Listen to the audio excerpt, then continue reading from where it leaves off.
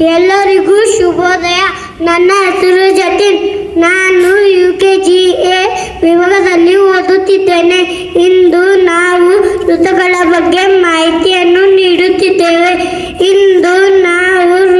ಬಗ್ಗೆ ಮಾಹಿತಿಯನ್ನು ನೀಡುತ್ತಿದ್ದೇವೆ. ಎಲ್ಲರಿಗೂ ವೀಕ್ಷಿಸಿ.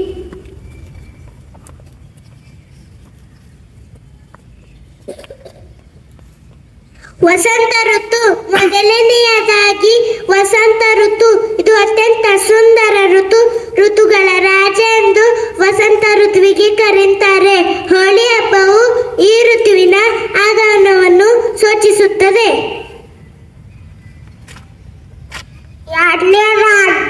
ಎರಡನೇದಾಗಿ ಗ್ರೀಷ್ಮ ಋತು. ಈ ಋತುವಿಗೆ ಸೆಕೆಯ ಕಾಲ ಎಂದು ಕರೆಯುತ್ತಾರೆ. ಮೂರನೆಯದಾಗಿ ಮಾನ್ಸೂನ್ ಕಾಲ. ಮಾನ್ಸೂನ್ ಕಾಲ ಎಂದು ಕರೆಯುತ್ತಾರೆ. ಈ ಋತುವಿಗೆ ಪ್ರಕೃತಿಯು ಹಚ್ಚ ಹಸಿರಿನಿಂದ ಕಂಗೊಳಿಸುತ್ತದೆ.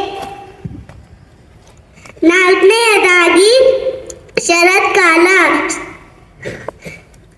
ಸೆಕೆಯ ಕಾಲದಿಂದ ಚಳಿಗಾಲಕ್ಕೆ ಬದಲಾಗುವುದ ಕಾಲ.